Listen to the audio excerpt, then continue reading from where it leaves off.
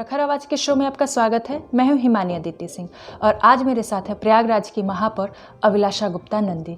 तो आइए बात करते हैं अभिलाषा गुप्ता नंदी से। मैम, बहुत बहुत स्वागत है आपका हमारे शो में। नमस्कार। सबसे पहले मैं आपसे यही जानना चाहूँगी कि आप प्रयागराज की महापौर है, यानी कि प्रथम नागरिक के साथ ही साथ आप एक महिला हैं। कैसा फील की जब आप ये शपथ ग्रहण कर रही थी? तो देखिए, मैं एक महिला के साथ साथ माँ भी हूँ, बेटी भी हूँ, पत्नी भी हूँ और बहुत सारे दायित्वों का निर्वहन एक साथ करना।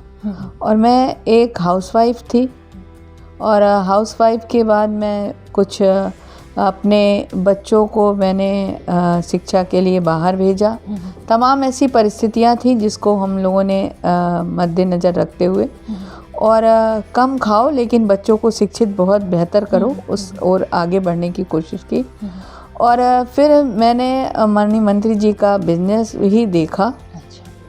उस समय वो राजनीति में नहीं थे, ना हमारा कोई ऐसा बैकग्राउंड था, ना मेरे परिवार का, ना माननीय मंत्री जी के परिवार का। तो फिर हम बिज़नेस ही करते थे, तो उस बिज़नेस में भी मैंने उनके बिज़नेस में भी सहयोग किया।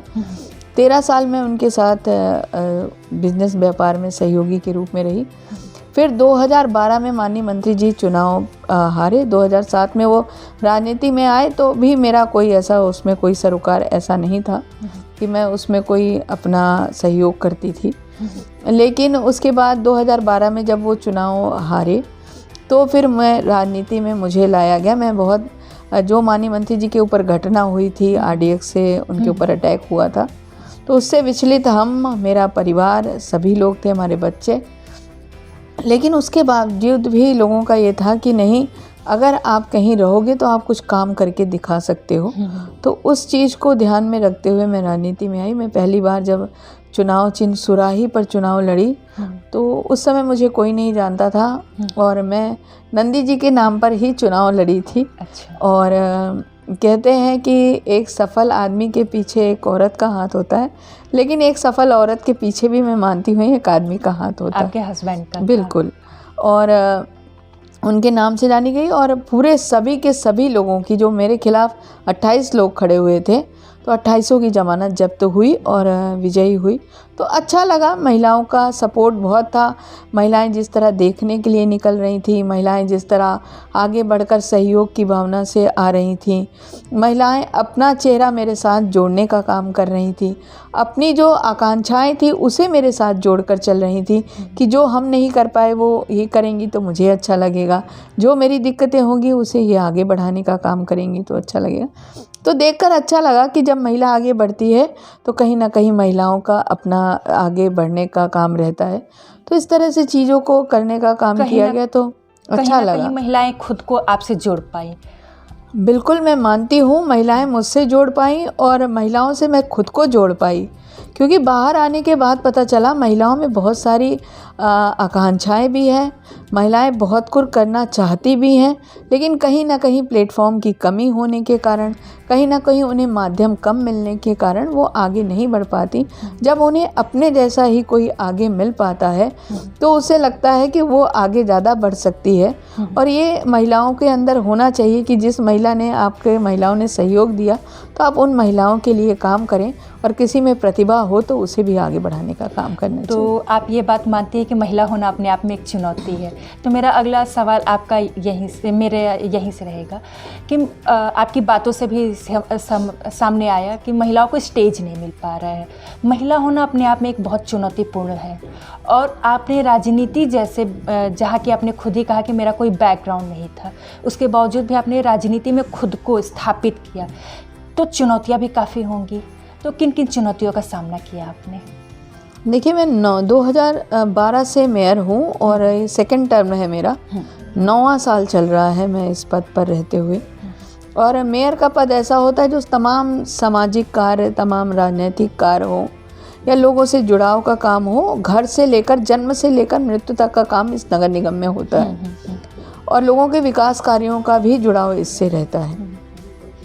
मेरा ये मानना है महिलाओं का जो जगह है वो दायित्व थोड़ा अपने आप में कठिन उनको लगता है, लेकिन अगर आप अपना स्टैंड अपना जो स्वाभिमान, अपने संस्कार और अपने टैलेंट है आपके अंदर, तो उसके कहीं आप अपने आप को कमज़ोर ना समझती हो और पुरुषों से किसी भी तरह से अपने आप को कमज़ोर ना समझें, क्योंकि ईश्वर ने आपको और पुरुष को एक समान बनाया।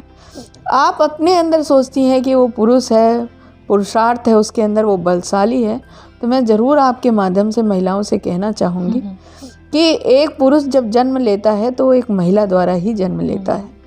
तो सबसे बड़ी पुरुषार्थ तो आपके अंदर है, नारी शक्ति के रूप में है आपकी। आप पुरुषों ने आपको जोड़ रखा, आपके माध्यम से पुरुष आए हैं, तो आप सशक्त हैं, आप में स्वाभिमान है, आप अपनी संस्कृति को लेकर चलें, कहीं किसी से कमज़ोर नहीं है।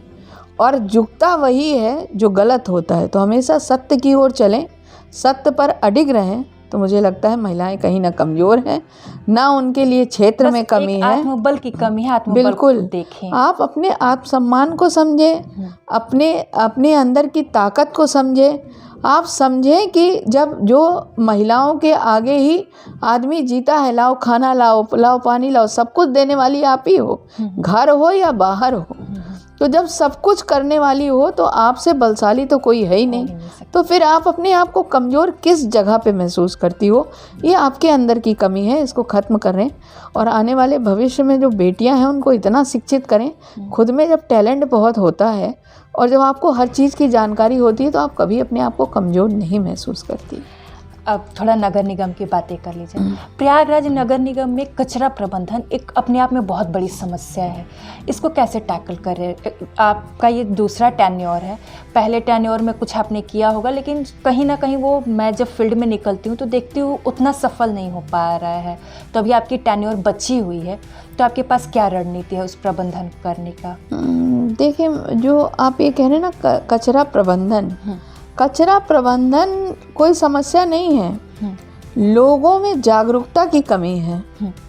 कचरा प्रबंधन जितना पहले था उससे आज और 100% हम बेहतर कर रहे हैं। आज मैं आपके जानकारी के लिए बताऊं, जो कचरा हमारे यहाँ से उठता है, जो लोग फैलाते हैं उस कचरे को, तो जो कचरा हमारे यहाँ से उठ के जाता है, हमारा खुद का रिसाइक्लिंग प्लांट है बसवार में, वहाँ हमारे कचरे से खाद बनाई जाती है।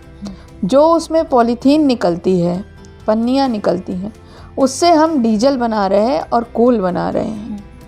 और कचरा कोई कचरा नहीं है, कचरा आज सोना है। बिल्कुल। और जो हमारा मलबा, जो आप ईंटा कत्तल मिट्टी पाए जाते हैं, उससे हमने अभी शुरुआत किया है और उसका उद्घाटन भी हो चुका है। उससे हम ईंट बनाने का काम कर रहे हैं। तो जितना कूड़ा है वो तो हम रिसाइकिल कर रहे हैं। जो आपको जगह जगह डंप कूड़े दिखते हैं वो केवल इसलिए दिखाई पड़ते हैं कि लोगों में कूड़े को कूड़े के स्थान पर रखें। ये आपकी पहली जिम्मेदारी है। 8 घंटे के लिए हमारा सफाई कर्मचारी काम करके जाता है, वो अपनी ड्यूटी पूरी करता है। उस ड्यूटी का निर्वहन आगे वाले टाइम में हमको करना है कि हम कूड़े को दूसरे दिन उसी स्थान पर रखें जहाँ कूड़े को रखना है। आपने छत से पन्नी में बांधा और फेंक दिया। आपने कहा हमारे यहाँ काम वाली, हमारा कूड़ा उठाने वाला आपके यहाँ 10 बजे गया, आपने 12 बजे आपके यहाँ काम वाली आई, आपने बाहर फेंक दिया। तो वो कूड़ा प्रबंधन की कमी नहीं है, कमी है हम अपने आप को उसके लिए कैसे मेंटेन करते हैं, कैसे आगे करते हैं, हम उसमें कितना सहयोग करते हैं। शहर हमारा है, व्यवस्थाएं हमारी है, हम उस व्यवस्था को भी अडॉप्ट करें। यानी नगर निगम को जन जागरूकता की ज़रूरत है। नगर निगम को जन जागरूकता की ज़रूरत है और लोगों को भी सहयोग की भावना बढ़ाने की ज़रूरत है। स्वच्छ सर्वेक्षण में कोई शहर, आज हम 371 रैंक पे थे, 371 रैंक से हम 146 पे आए टॉप मूवर्स में। उसके बाद हम पूरे देश में 20वें रैंक पर आए। आज हम 20वें से 26वें पे उतर के आए। कहीं ना कहीं कमी हुई ना, लोगों ने जब सड़क पे सर्वे किया तो उन्होंने जगह जगह कूड़ा मिला। हमारा सर्वे है तो हमें पता है, हम तो सफाई करेंगे ही करेंगे। जो गंदा उसके बाद कर जाता है वो तो पब्लिक है। तो पब्लिक को भी समझना चाहिए ये शहर हमारी पहचान है, और जब आदमी पैर रखता है तो उस पहचान को ले जाता है कि प्रयागराज वाले कूड़ा प्रबंधन में बहुत तेज हैं, प्रयागराज वाले व्यवस्थाओं को बहुत जल्दी अडॉप्ट करते हैं, प्रयागराज वाले अपने शहर को बहुत साफ़ सुथरा रखते हैं। तो वो हमारी जिम्मेदारी है, सामने वाला अपने कार्य को करके वो ड्यूटी करके जाता है, पर सहयोग की भावना अगर हम रखेंगे तो वो बेहतर हो पाएगा। अभी आपने खुद सर्वेक्षण का नाम लिया, तो 2015-16 में जब मैं देख रही थी डेटा, तो 2015-16 में प्रयागराज 22वें स्थान पे था, तब भी आप ही मेयर थी यहाँ पर। फिर उसके बाद डाउनफॉल हुआ, अब धीरे धीरे अपराइजिंग हो रहा है। तो आपको क्या लग रहा है ये 22 नंबर से सीधे 300 पे पहुँच जाना, फिर धीरे धीरे 100 के आसपास तक आना है, इस सब सारी चीज़ों में जनता और नगर निगम में किस तरीके से कोऑर्डिनेशन नहीं बन पाया? आपको क्या लगता है? हम जब आए यहाँ तो उस समय 376 पे था, फिर 2015-16 मैं 2012 में आई, और जब माननीय प्रधानमंत्री जी आए 2014 में, तब से स्वच्छ सर्वेक्षण चालू हुआ। तो जब 14 में सर्वेक्षण चालू हुआ तो सबसे पहला सर्वेक्षण 14-15 का हुआ, उसमें हम 376 पे थे। तो जब 15-16 हुआ तो उसमें हम उस साल हम टॉप मूवर्स में थे, और हमारी रैंकिंग 22 नंबर पे प्रदेश में थी, देश में नहीं। अच्छा, प्रदेश में थी। तो इस समय हम देश के 20वें नंबर पे हैं। अच्छा, अभी प्रयागराज है ये, और प्रयागराज गंगा नदी के किनारे पे बसा हुआ है, और तो सबसे बड़ी समस्या जो मैं और देखती हूँ वो ये है कि बड़े बड़े नाले सीधे जाके गंगा जी में गिरते हैं और गंगा को भी गंदा करते हैं। तो गंगा नदी को स्वच्छ करने के लिए सरकार और दोनों सरकारें, राज्य सरकार और केंद्र सरकार, बहुत सारे पैसे खर्च कर रही हैं, लेकिन अगर इसी तरीके से नाले के पानी गंगा जी में गिरते रहे तो वो तो साफ़ होने से रहा। तो इन नालों का क्या समाधान हो सकता है? देखिए, जो आज की डेट में हमारे ऐसे 56 नाले हैं जो गंगा जमुना में के मोड़ पे जाकर गिरते हैं। 56 नालों में लगभग 50 नाले जो है हमारे टैपिंग हैं, और वो टैप करे हुए हैं क्योंकि हम एनजीटी के गाइडलाइन पर हैं। एनजीटी एक ऐसी संस्था है जो इसको जांचती है, देखती रहती है, नेशनल ग्रीन ट्रिब्यूनल। हाँ, तो उसके तहत हम काम कर रहे हैं अब उसकी देखरेख में। तो हमारे 50 नाले ऐसे हैं जो लिखा पढ़ी में हैं और वो टैप हैं। 5-6 नाले ऐसे हैं जो कच्चे नाले हैं, जो जैसे नाली बनकर प्रवाह में आगे लोग बढ़ा देते हैं तो वो उधर जा रहे हैं, उन्हें भी टैपिंग की व्यवस्था की जा रही है। और कुछ नाले उसमें टैप भी हो चुके हैं और कुछ नालों पे प्रक्रिया चल रही है। और मुझे लगता है हम हाई कोर्ट में भी इस पे, हमारे हाई कोर्ट भी निगरानी में है। हाई कोर्ट की निगरानी के तहत मुझे लगता है मेला शुरू होने से पहले वो टैप हो जाएंगे और कोई नाले फिर डायरेक्ट नहीं जाएंगे। यानी एनजीटी के गाइडलाइंस के थ्रू, एनजीटी के गाइडलाइन के अनुसार हम हाई कोर्ट की देखरेख में काम कर रहे हैं। प्रयागराज नगर निगम का विस्तार किया गया है, मतलब कि आपकी जिम्मेदारियां भी बढ़ी हैं। तो जो नए जनता आपसे जुड़े हुए हैं आपकी नगर निगम में, उनको संतुष्ट करने के लिए आप क्या क्या कर रही है, वो आप पे विश्वास कैसे कर रहे हैं? देखिए, प्रयागराज तो वैसे ही अपने में बड़ा जगह है, लेकिन अभी जब सीमा विस्तार किया गया तो उसमें 207 गांव बढ़ाए गए। 2 नगर पालिकाएँ भी हैं, टाउन एरिया भी हैं, जिसको जोड़ा गया हमारे में। आज की डेट में जब इतना बड़ा सीमा विस्तार पूरे प्रदेश में कहीं नहीं किया गया, कहीं 86 गांव हैं, कहीं 22 गांव हैं, हमारा ऐसा प्रयागराज है जहां 207 गांव जोड़े गए। एक बड़े एरिया को जोड़ा गया है हमारे साथ। हमारी कोशिश है, वहाँ हमने कर्मचारी रख दिए हैं, लेकिन मानक के अनुरूप नहीं रख पाए अभी, क्योंकि हमें भी उसके लिए उतना बजट चाहिए होगा। फिर भी हमारी कोशिश है कि हम और आदमी रखे जाएं वहाँ। हमने वहाँ जोन कार्यालय बना दिए हैं। अब हमारा पहले 5 जोन में शहर था, अब हमारा 8 जोन में शहर हो गया है। और सब अधिकारीगण जितने हमारे पास हैं, अधिकारियों की बहुत कमी है, लेकिन फिर भी जितने हैं उनमें से हमने जोनल अधिकारी, एसआई वगैरह हमने वहाँ पर रख दिया है। दिक्कत ये है कि जितना हमारे पास बजट होगा हम उसी अनुसार उस पर कार्य करेंगे, लेकिन फिर भी हमें अभी 15 फाइनेंस के तहत जो बजट मिला है उसमें हम सीमा विस्तारित क्षेत्र में ले जा रहे हैं अपना बजट ज़्यादा से ज़्यादा, उधर ही के जनता उधर ही।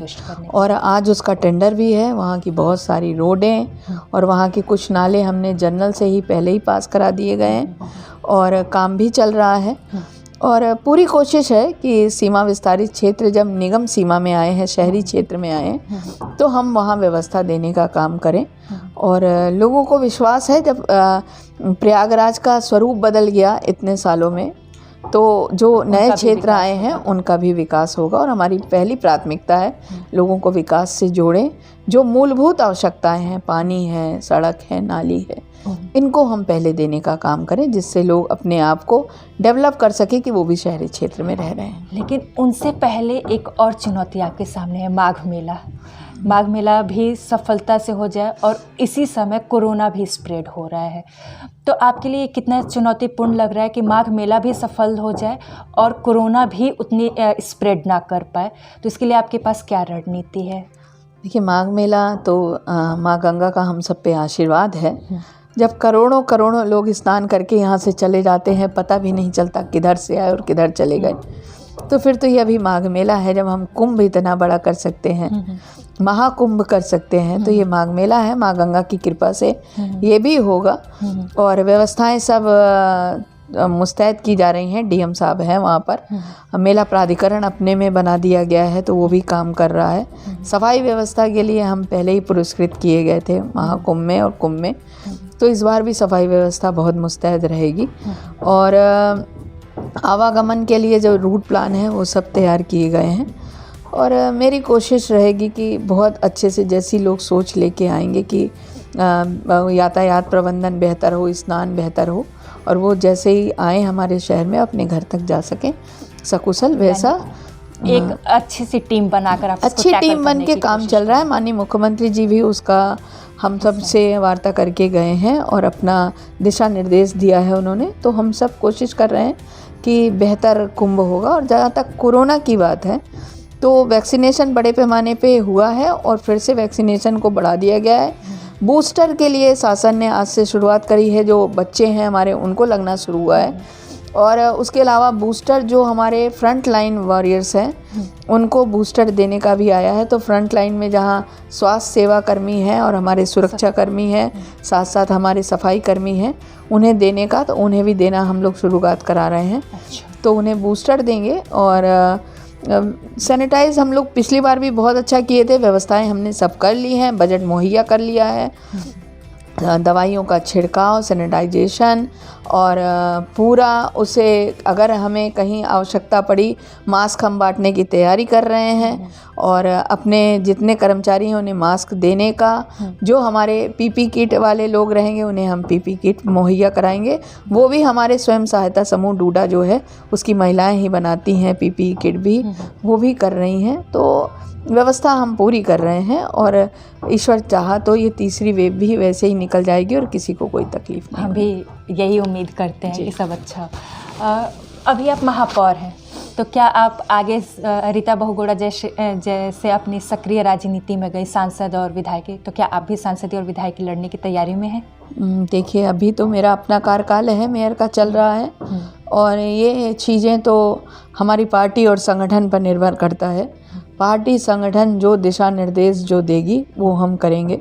और जो जिस ओर वो ले जाना चाहेगी हम करेंगे। हम एज अ कार्यकर्ता काम भी करते हैं और हम एज अ कार्यकर्ता वो हमें रखती है, तो हम कार्यकर्ता बन के भारतीय जनता पार्टी के लिए काम करने का काम करेंगे। आपसे एक आखिरी सवाल, यूँ तो महिला सशक्तिकरण की बातें खूब होती हैं, लेकिन वास्तव में अगर देखा जाए महिला सशक्तिकरण पे, तो हम एग्जाम्पल्स में उंगलियों पे गिन लेंगे। आप एक सशक्त महिला हैं, तो इस नाते आपको सोसाइटी का एक संदेश तो जानना ही चाहिए। क्या संदेश होगा आपका? मेरा, देखिए, महिलाओं के लिए, बेटियों के लिए यही कहना है कि अगर बेटी है तो कल है, और नारी ही जीवन है, नारी से ही जीवन है। इस चीज़ों को आप समझने की कोशिश करें। और मेरा महिलाओं से है कि बेटियों को खूब शिक्षित करें। जितनी शिक्षा रहेगी उतनी ही आत्मनिर्भर होंगी बेटियां, और उन्हें उतनी स्वतंत्रता दी जाए जितनी उनके लिए आवश्यक हो। ये ज़रूर करें। वो ये ना करें कि उन्हें बांध के रखें। जितना विश्वास आप बेटे पे करती हैं, उतना विश्वास आप अपनी बेटियों पे भी करें। जितनी स्वतंत्रता आप अपने बेटों को देती हैं, उतनी स्वतंत्रता आप अपनी बेटियों को भी दें। संस्कार आपको अपने बेटों को घर से देना होगा। जैसा घर परिवेश में बेटा देखता है, वही उसके मन दिमाग में होता है कि महिलाएं किस लिए होती हैं। अगर घर में मारपीट होती है तो लड़का जान जाता है कि महिलाएं पीटने के लिए होती हैं। अगर घर में अत्याचार महिलाओं पे होता है तो बेटे पे असर होता है, महिलाएं अत्याचार करने के लिए होती हैं। तो ये संस्कार हमें घर से देना होगा। तो घर के परिवेश में ये संस्कार देना शुरू करें, और अगर बेटी से एक गिलास पानी मांगते हैं तो बेटे से भी मांगना शुरू करें। तो बिल्कुल आज हम सब अपने माता पिता के नाम हमारे नाम से जाना जाता है, बेटियों के नाम से। तो ये थोड़ी है कि बेटी है तो आपके नाम को ना चलाएगी। बेटी है, आप उसे इस काबिल बने, आप उसको इतना सहयोग दें कि वो कल आपके नाम को लेके चलाए। तो बेटियों को शिक्षित जरूर करें, बेटियों पे विश्वास रखें, उसका आत्मनिर्भर बनाने की उसे कोशिश करें।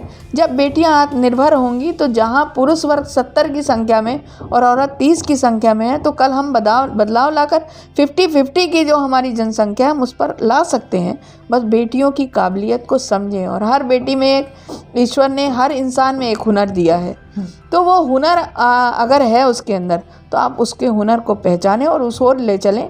ज़रूरी नहीं सब लोग बहुत अच्छे पढ़ने में हों, बहुत सारे लोगों के अंदर अलग अलग टैलेंट है। कोई खेल में अच्छा है, कोई कढ़ाई, कोई बुनाई, बहुत सारी चीज़ों में बहुत अच्छा है। जिस ओर ले जाना चाहे अपनी बेटियों को ले जाएं और सहयोग करें। यानी जो जिस फील्ड में जाता है उसके टैलेंट को देखें और इस हिसाब से उनको बिल्कुल आगे बढ़ाएं। बिल्कुल। तो आपने अपने बिजी शेड्यूल में से हमें समय दिया, इसके लिए आपको बहुत बहुत धन्यवाद। Thank you Aditya ji, thank you.